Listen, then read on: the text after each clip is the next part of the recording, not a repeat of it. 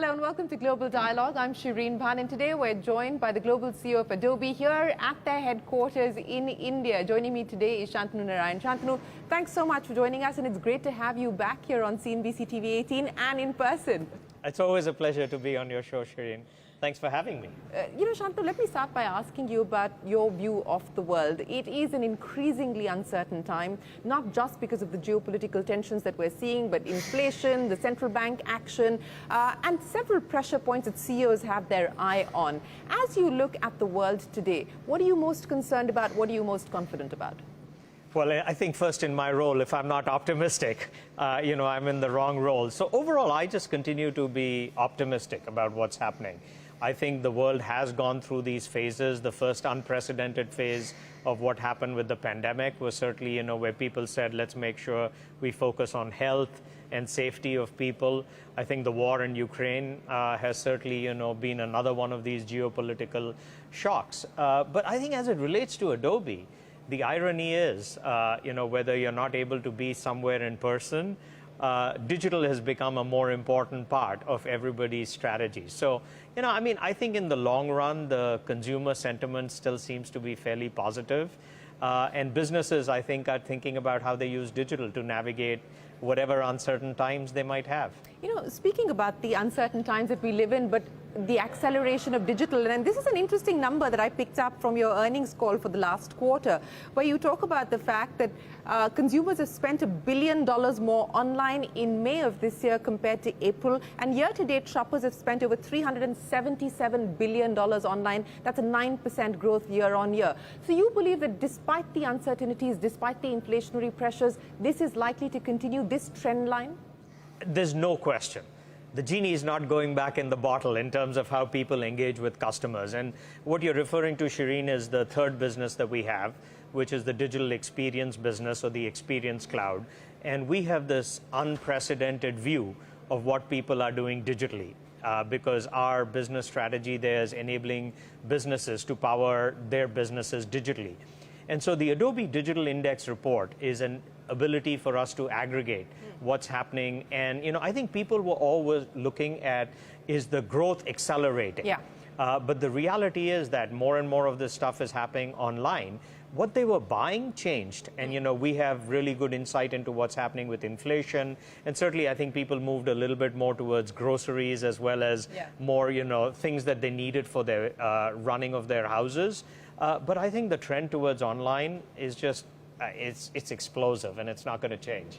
When you talk to CEOs today, Shantanu, what are they telling you? Yes, we continue to be believers in the digital story, but is there some degree of tentativeness that is creeping into conversations at this point in time in the boardroom, given the vagaries that CEOs have to deal with? I think most CEOs around the world are dealing with three issues.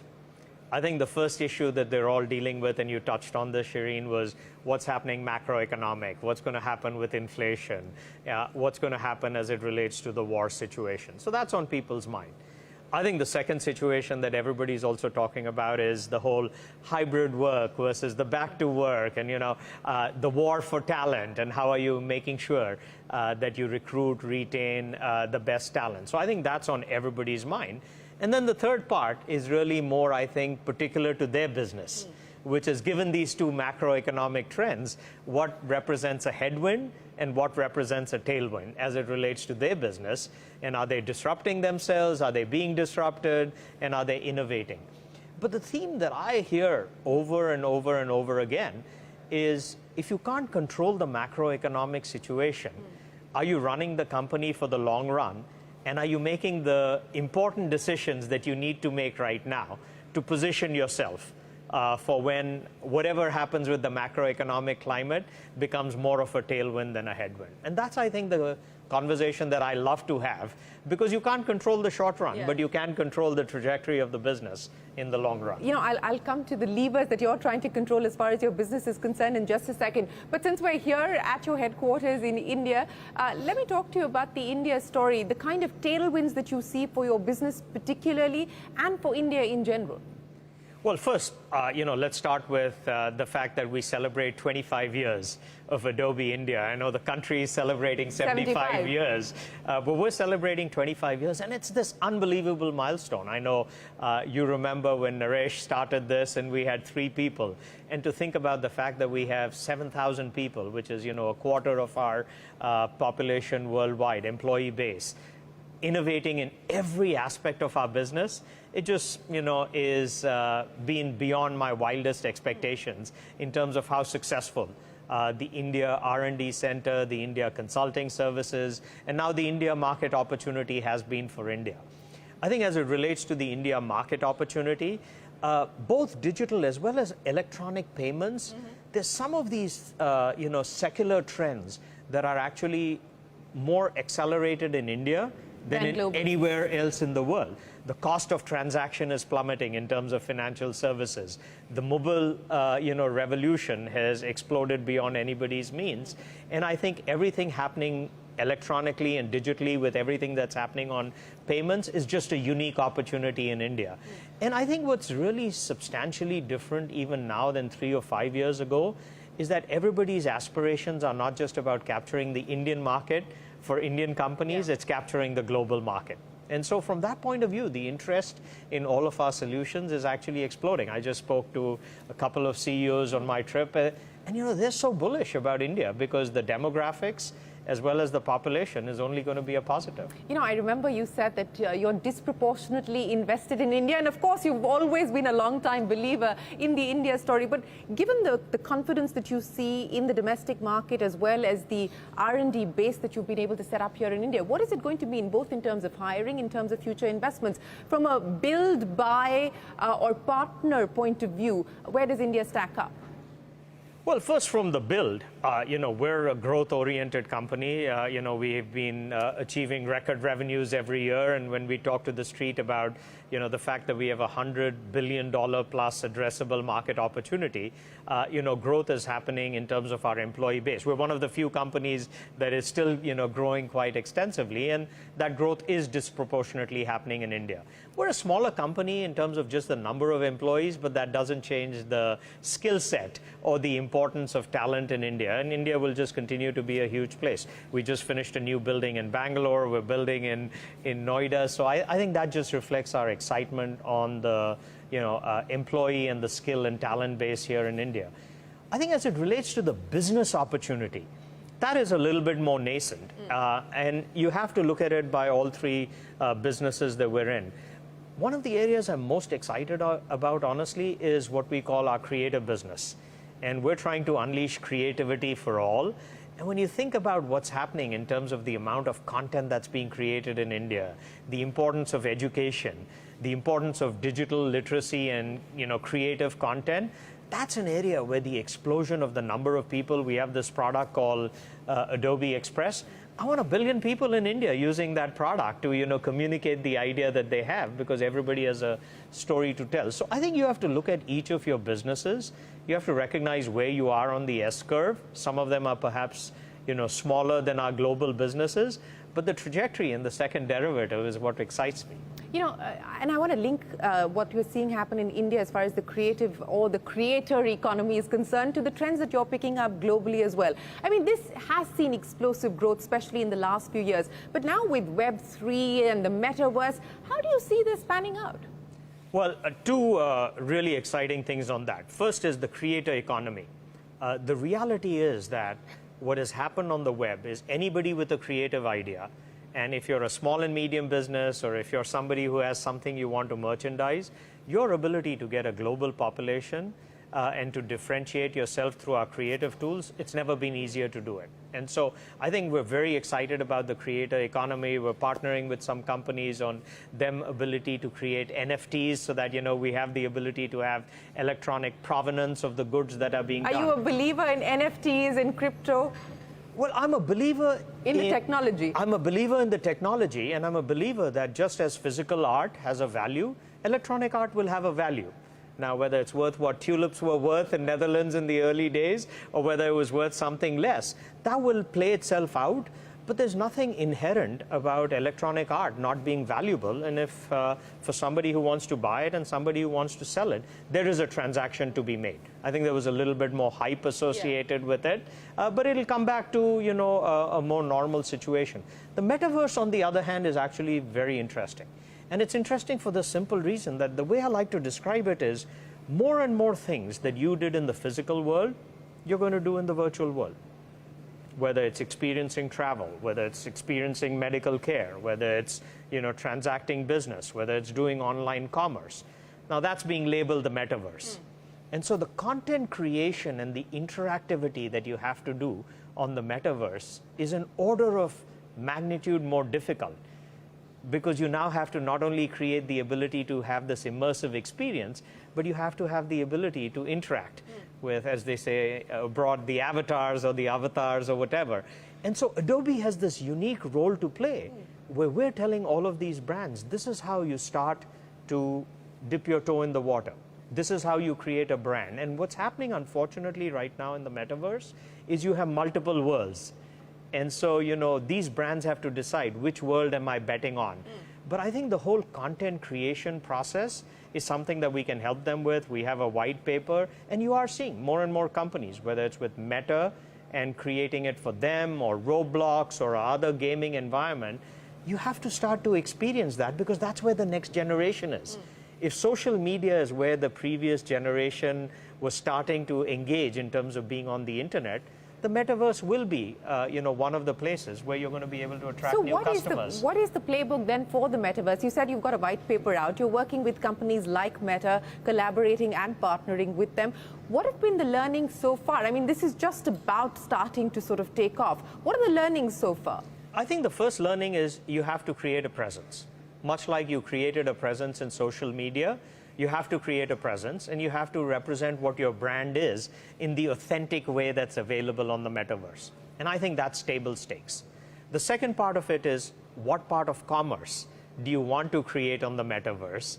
And is that commerce experience more immersive, more exciting than what it would be either in a two-dimensional internet world or in a physical world? And so I think for some of the companies, their ability to show objects in 3 dimensions, their ability to show color with more fidelity, their ability for you to engage with somebody to show you how that actually works, a 3-dimensional world really enables you to do more of that. And so I think people just being thoughtful about how you start engaging with customers, and then how do you want to attract, and which segment of customers do you want to attract? Because there's a very different segment of customers. So I think even the discipline in a company of saying who is going to be watching Shereen on the metaverse, and how do I think about them, and what's the right content for them, I think that exercise is where the real value is. I have to start by having a presence in the metaverse. I don't even have an avatar, so I need to get started on that. But you know what I want We can certainly help you with that. Thank you very much. Much needed. But what I want to ask you about, and you know, you brought up the issue of the war of talent, and that being a priority that CEOs are focusing on. You know, through the course of the pandemic, people said, okay, you know, work from office is over, work from home is going to be the new normal. Now everyone's talking about flexi work and hybrid workforce. You're now, you know, from the great resignation, you're coming back to now a situation where people are boomeranging, coming back to jobs that they had just quit. So how are you navigating this war for talent today? I think we did a really outstanding job, firstly. And, you know, Gloria Chen, who is our CHRO, we were very clear up front where the first priority was employees' well-being and health. And the resiliency that they showed us by overnight working from home and making sure that we continue to innovate and serve our customers really fills you with a lot of pride. I also have a strong belief that, you know, in a company, you have to build culture. And you have to enable people to grow their career. People come to companies because they feel like they can have an impact and they can grow their career. And I still haven't figured out how you do that completely virtually. So we have a strong point of view, and our point of view is that we've always been a company that's flexible. Nobody has to come clock in at Adobe. But for meetings that matter, you know, I'm going to do an all hands here. I did an all hands in Bangalore yesterday. When you're incubating new projects and you want to have those, you know, creative sessions, it's only best done in person. And so I think, and frankly, the fatigue that people had when they worked exclusively at home because they weren't able to have that distinction between when they were work. Exactly. No separation. And so we've said, you know, we want people to come back, but we want people to come back for meetings that matter. We want people to come back so that they can truly appreciate the unique culture that Adobe is. And we want people to come back because we can help grow their careers. Because if I don't know somebody, it's unlikely that I'm going to think about them when I have this really interesting project that I want to work on. And for all those reasons, you know, I think most employees want you to have a point of view, and then they can self-select whether it works for them or it doesn't work for them. And I think trying to appease everybody as opposed to having a strong point of view, I think the latter is a more successful way to build a culture. Back, you're watching the Global Dialogue. We're in conversation with the Global CEO of Adobe, Shantanu Narayen. You know, what I want to now understand from you, Shantanu, is where you see the next wave of disruption through the pandemic, you know, e-commerce boom, ed tech, health tech. Where do you believe the next spaces, payments, we talked about that. Where are the next spaces that you believe that we're going to see this kind of transformative disruption? I think all of those spaces are clearly spaces, you know, where, you know, the pace of innovation is only accelerating. But if there are two that I'm particularly passionate about, and if I was earlier in my career, I would have probably said it. One is, I think, the confluence of what's happening in healthcare and technology. I mean, first, I think it's amazing to see, you know, what the world's been able to do in terms of vaccinations. Yeah. But I think just thinking about how technology can be used to create personalized medicines for rare diseases or oncology, I think we're at the early stages of that. And, you know, to a large extent, I think drug discovery is pattern matching. And so that's an area that I'm particularly excited about. I think education as well, and access to education, that's an area that's of particular passion to me because I believe that everybody needs access. And I think through this pandemic, the fact that people don't have to be in a physical setting, you know, when any university used to say, we take pride in the fact that we've only admitted 3% of people, I'm like, it's crazy. You should be ashamed of the fact that you're only admitting 3% when there are, you know, so many other people who are both eligible to be in an institution like yours and worthy of that. And so I think education is the area. If we can democratize education again, I think both even in the India context, yeah, there's just so much more opportunity. So those are two areas, in addition to everything at Adobe, that I'm particularly excited about. You know, speaking of opportunities, and I want to get some clarity from you on this number that you've spoken about. You said that you've never been more confident on the ability to execute on the $205 billion market opportunity ahead of you. You know, explain this $205 billion market opportunity to me. Well, we're in three businesses today, right? I mean, the traditional history of the company was creativity for all. And if you just look at the amount of content that's being created, the amount of content that's being consumed, the devices, we talked about the Metaverse, AR, video has just absolutely exploded. We're in the sweet spot to enable anybody who has that story to tell that story. Accelerating document productivity. I mean, look at the number of PDFs that are being created. You know, you can now do a physical signature. It used to be governments and agencies would say, well, we don't consider electronic signature legitimate. That's thrown out of the window. And so I think everything to do with document intelligence and automating document productivity, just an immense, immense opportunity. And the third one is this powering digital businesses. It doesn't matter whether you're a B2C company or a B2B company. It doesn't matter whether you're an Indian company or a global company. You are going to engage with your customers digitally. And you have to create this immersive, personalized experience. And we created the digital marketing category. So I think you add all three of these, and if you think about the secular tailwind for digital, that's what excites us about the opportunity. You know, now I want to talk to you about an issue that I know we've spoken about previously as well, but the rise of Indian origin CEOs on the global map. You started the trend along with a few others. Are you saying I'm old, Shereen? I'm saying you're distinguished. But, you know, how do you explain it? And I go back again to the most recent conversation that I was having with people that you know on this issue. And Piyush Gupta at DBS said... hat, exactly. I do listen to you do listen to me. I'm impressed. But how do you explain it as you see it today, from the time that you made it big to what you see happen today? I think in that segment that you had, I mean, people talked about a lot of the advantages that we have, access to an excellent education system, the ability to speak English, maybe the immigrant hunger mentality that I think, was also talked about. I think also right now, hopefully, there are more role models, right? And if they're role models and people look at it and say, well, if he can do it, I can certainly do it. And I think, there's more acceptance in the United States that, Indians have, and maybe one of the things that we have in particular is this mix of both technology as well as managerial skills. I mean, we're technologists at heart, but it is so gratifying. And whenever there's a new one who comes, I met with Lena in London recently, and I told her, how thrilled we were to have, somebody like her leading one of the biggest fashion brands. And, and we were all offered to be a self-help group, if there's any way in which we can help. But it's every time one of those comes, your heart is filled with a little bit of pride. As you look back at your career, Shantanu, and if I were to ask you about the assumptions that you made when you started off and where you are today, how much of that has changed? How much of your own approach to management, to business, to leadership has changed? What have you learned or unlearned over the years?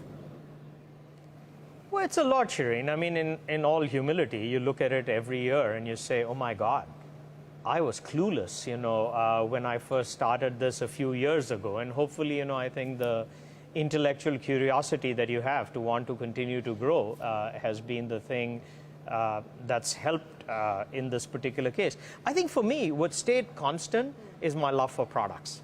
I love building products and I love building technology. I think we've talked about the fact that I wanted to be a journalist, and Adobe vicariously, I am in the publishing business and I am in the journalism business. So I think the thing that's remained really constant for me is this real affinity with the mission for the company. What's changed dramatically is the scale. We were less than $1 billion in revenue when I joined. We were $1 billion in market cap. At our peak, we were 300, we're now 200 billion. So I think the scale and how you manage through this extensive set of people and talent that you have, that's changed. And, I think the other thing that's changed a lot is, one of the things I like to say at the company is, are we looking around the corner enough? Are we disrupting ourselves? And I think people like to do what they're good at, but you're expected to do what I think has more impact for the company. So that's something that I try and think about. And as a management team, our entire management team every year sits down at the beginning of the year and says, what are 3 things that at the end of the year, if we look back, would we have moved the needle for the company?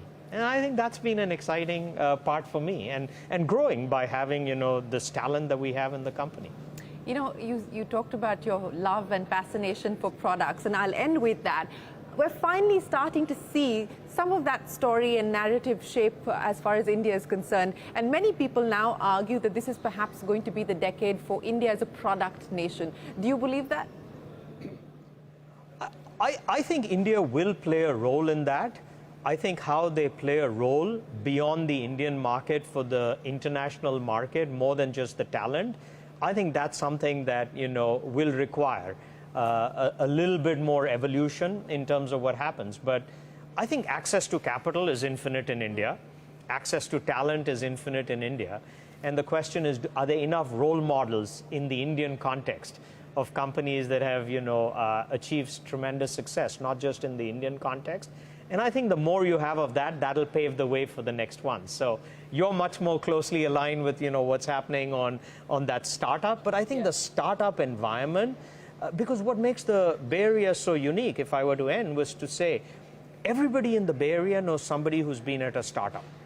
And it makes no difference whatsoever whether the startup was successful or whether the startup failed. But you all know somebody who is at a startup that was successful, and you want to be part of that movement. And I think if India can, they've created the infrastructure, they've created the environment. Now you need those success stories where everybody's like, I want to be one of those. Yeah, we hope that we see plenty of those success stories. But Shantanu, it's always a pleasure. Thanks so much for joining us here on the Global Dialogue. Appreciate your time, and we look forward to seeing you back here. Thank you for having me. Well, that's it then on this edition of the Global Dialogue. From all of us here on the team, goodbye. Thanks for watching. We'll see you again shortly. Goodbye.